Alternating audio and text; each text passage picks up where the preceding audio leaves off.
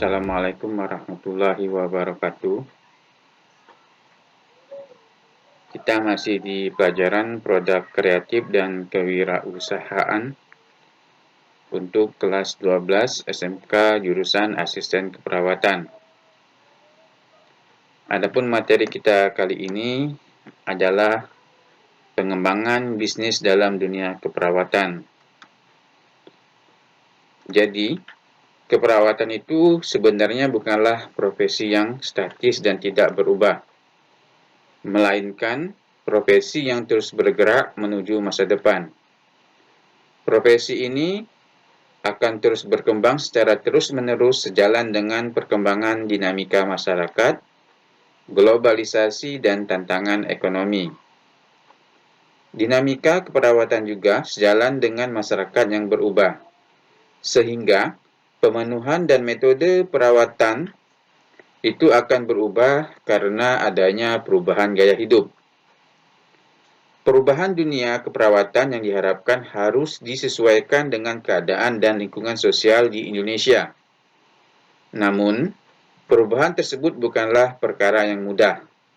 Banyak jalan yang menanjak yang penuh dengan tantangan yang harus dihadapi, bahkan ketika mulai menjalani perubahan tersebut. Nursepreneur sebagai agent of change harus berusaha menunjukkan jati diri menghadapi banyak tantangan global saat ini, baik tantangan internal maupun yang eksternal. Tantangan tersebut semakin meningkat seiring tuntutan menjadikan profesi perawat yang dihargai oleh profesi lain dan halayak umum.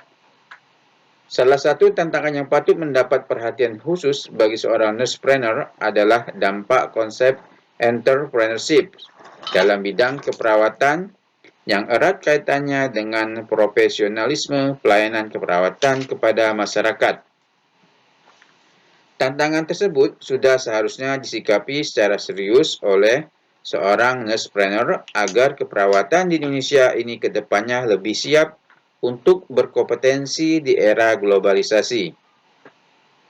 Beberapa dampak entrepreneurship dalam bidang keperawatan antara lain adalah adanya keseimbangan antara kualitas dan akses pelayanan kesehatan, dampak teknologi, penanggung jawab mutu, pelayanan keperawatan, serta isu etik dan dengan insentif keuangan. Baik, kita bahas satu persatu. Ya, jadi ada beberapa implikasi entrepreneurship dalam bidang keperawatan. Yang pertama adalah keseimbangan antara kualitas dan akses pelayanan kesehatan. Jadi dengan jiwa entrepreneurship, masalah sehari-hari yang dihadapi perawat ini dapat menjadi uang. Hal tersebut dikarenakan seorang nursepreneur memiliki orientasi pada keuntungan. Sebagai contoh, masalah menumpuknya botol infus bekas, aboket yang tidak terpakai, atau penunggu pasien, atau terpisahnya orang tua yang sakit dengan anak, dan sebagainya. Semua hal tersebut dapat menjadi ladang penggali keuntungan perawat dalam menjalankan bisnisnya. Dengan demikian, hal yang dikhawatirkan ketika perawat mengimplementasikan bisnisnya akan berdampak pada keseimbangan antara kualitas pelayanan kesehatan dan akses keterjangkauan masyarakat terhadap pelayanan tersebut. Pelayanan kesehatan akan mengalami perubahan paradigma dari berorientasi kemanusiaan akan bergeser ke orientasi bisnis. Paradigma pelayanan kesehatan yang berorientasi ke bisnis ini menuntut tidak hanya berorientasi kemanusiaan, tetapi juga berorientasi pada keuntungan, yang pada akhirnya pelayanan kesehatan pun tidak dikelola dengan profesional. Kualitas pelayanan kesehatan, keterjangkauan biaya oleh klien, peningkatan kualitas, serta kuantitas sarana medis ini akan menjadi hal yang rawan ketika terjadi pergeseran paradigma pelayanan kesehatan yang berorientasi kepada bisnis. Implikasi selanjutnya adalah dampak teknologi. Memasuki dunia usaha yang semakin kompetitif, seorang entrepreneur harus memiliki kecerdasan untuk menangkap peluang usaha. Dunia usaha zaman sekarang telah melahirkan kreativitas dan inovasi yang cukup tinggi. Dunia marketing atau pemasaran saat ini sudah bertransformasi dari media tradisional ke media digital. Oleh karena itu, seorang entrepreneur harus melek teknologi. Bayangkan, jika seorang entrepreneur tidak dapat menggunakan komputer. Padahal, perkembangan teknologi begitu pesat dewasa ini. Kehadirannya membawa suatu perubahan yang sangat berarti. Segala hal menjadi terasa lebih praktis dan serba instan. Entrepreneur yang memiliki kreativitas dan kemampuan dalam memanfaatkan sesuatu untuk dikembangkan menjadi peluang usaha baru mempunyai peranan penting dalam menciptakan inovasi teknologi dalam bidang keperawatan untuk meningkatkan mutu pelayanan kesehatan. Contohnya, saat ini sudah diterapkan teknologi dalam pelayanan asuhan keperawatan, seperti penggunaan sistem registrasi secara online, penggunaan robot untuk merawat pasien, telenursing, dan lain sebagainya. Dengan pemanfaatan teknologi tersebut, perawat dapat melakukan pengumpulan basis data pada pasien, mengorganisir, mengakses secara cepat informasi tentang obat dan penyakit, serta memperhitungkan kalkulasi obat, dan juga bisa membuat rencana asuhan keperawatan. Yang ketiga adalah penanggung jawab mutu. Pada era bisnis modern saat ini, rumah sakit dihadapkan pada dua pilihan besar, yaitu fungsi pelayanan kesehatan dan bisnis murni atau profit oriented. Bahkan, rumah sakit swasta yang jelas berorientasi pada bisnis yang kental dalam industri pelayanan kesehatan ini harus berjuang untuk tetap survive dari lahan yang harus dikelola dengan mindset bisnis. Padahal, rumah sakit memiliki tanggung jawab besar di bidang kesehatan, serta dituntut untuk memberikan pelayanan kesehatan bermutu tinggi dari masyarakat. Tanggung jawab moral rumah sakit sudah seharusnya lebih mengedepankan profesionalisme, bukan untuk orientasi kapitalisme semata. Peningkatan mutu sebagai salah satu upaya merupakan tujuan fundamental dari pelayanan kesehatan, yaitu melindungi pasien, melindungi tenaga kesehatan, dan organisasi tersebut.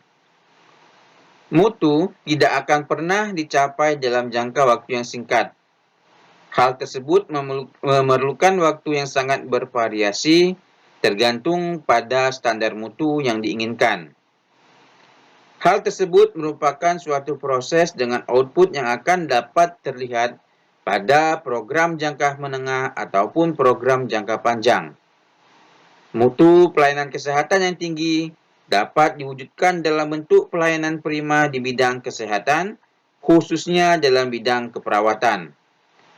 Profesionalisme perawat sangat diwajibkan untuk memberikan pelayanan komprehensif yang mampu memuaskan konsumen dan mampu menciptakan loyalitas pelanggan. Implikasi yang keempat atau yang terakhir adalah isu etik dengan insentif keuangan. Perkembangan dunia entrepreneurship yang sangat pesat membawa dampak yang luas dalam berbagai aspek termasuk pelayanan kesehatan. Hal yang wajar ketika lembaga pelayanan kesehatan pada umumnya atau rumah sakit pada khususnya memperoleh keuntungan dari proses penyembuhan yang mereka lakukan, asalkan berada dalam batas-batas norma yang ada. Norma-norma yang termaktub dalam kode etik rumah sakit ini mencerminkan Bagaimana bisnis rumah sakit dijalankan sehingga pada akhirnya rumah sakit dapat memperoleh kepercayaan dari masyarakat. Pelayanan keperawatan kesehatan di rumah atau yang disebut dengan istilah home care merupakan program pemerintah dalam bidang pelayanan keperawatan yang sudah ada dan perlu dioptimalkan. Sekarang ini, pelayanan kesehatan dalam bidang keperawatan kesehatan yang berorientasi pada pelayanan kesehatan di rumah atau home care menjadi tren dan telah menjadi kebutuhan masyarakat. Namun, hal tersebut belum tergarap oleh pihak pemerintah maupun swasta di Indonesia. Hal ini didukung dengan makin bertambahnya populasi penduduk, peningkatan umur harapan hidup yang berdampak pada peningkatan masalah penyakit, antara lain infeksi penyakit kronis yang masih tinggi, serta diikuti pula dengan peningkatan penyakit degeneratif dan gangguan psikososial. Kondisi demikian menyebabkan kebutuhan masyarakat akan pelayanan kesehatan jangka panjang dan berkesinambungan menjadi sangat meningkat. Salah satu pelayanan kesehatan yang sesuai dengan kebutuhan masyarakat antara lain melalui pelayanan keperawatan kesehatan di rumah. Kemudian, bagaimanakah strategi yang bisa kita gunakan agar kita sebagai seorang pengusaha keperawatan home care ini mampu mengembangkan usahanya?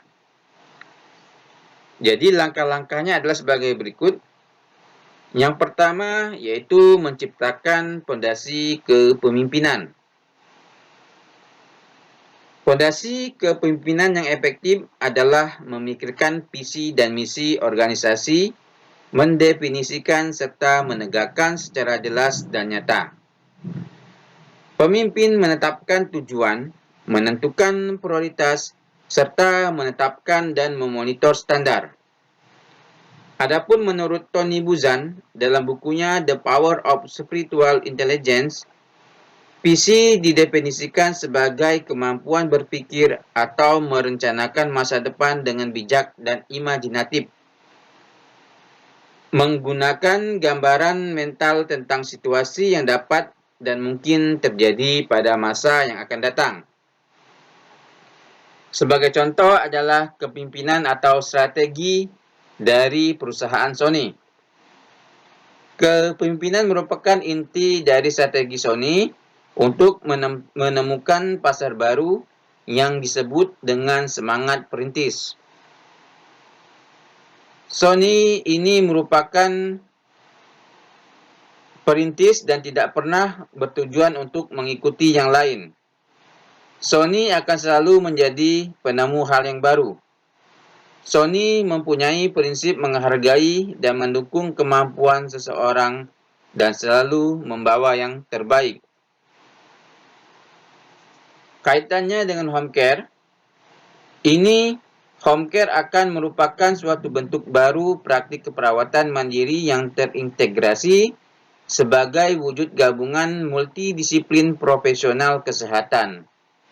Dalam hal ini, yang menjadi idaman dari kalangan profesional keperawatan adalah praktik keperawatan mandiri yang notabene merupakan suatu kemandirian dalam praktek profesi kesehatan yang payung hukumnya sudah ditegakkan di peraturan pemerintah maupun undang-undang kesehatan. Ini merupakan fondasi dari seorang pemimpin home care yang bisa digunakan untuk berpijak dan melangkah ke depan. Langkah yang kedua adalah mengembangkan sikap kepemimpinan. Inti dari strategi adalah kepemimpinan. Tidak seorang pun akan mengikuti Anda jika tidak tahu kemana mesti melangkah. Anda akan menemukan kebenarannya pada semangat Akio Morita yang memberi arahan kepada perusahaan Sony untuk menemukan pasar baru, kemudian dikenal dengan istilah semangat perintis. Pemimpin merupakan orang pertama yang menentukan sukses dan gagalnya suatu organisasi. Stephen R. Covey menyatakan bahwa pemimpin merupakan kunci sukses organisasi, di mana kepemimpinan itu menelaah seseorang pemimpin yang efektif, serta apa yang membedakan pemimpin dengan yang bukan dipimpin. Abraham Zelensky dari Sekolah Bisnis Harvard menyatakan bahwa pemimpin dan manajer sangat berbeda dalam motif, sejarah pribadi, serta cara berpikir dan bertindak. Ya, itu merupakan langkah-langkah dalam usaha untuk mengembangkan bisnis home care sebagai aplikasi pengembangan usaha di bidang kesehatan. Terima kasih atas perhatiannya. Assalamualaikum warahmatullahi wabarakatuh.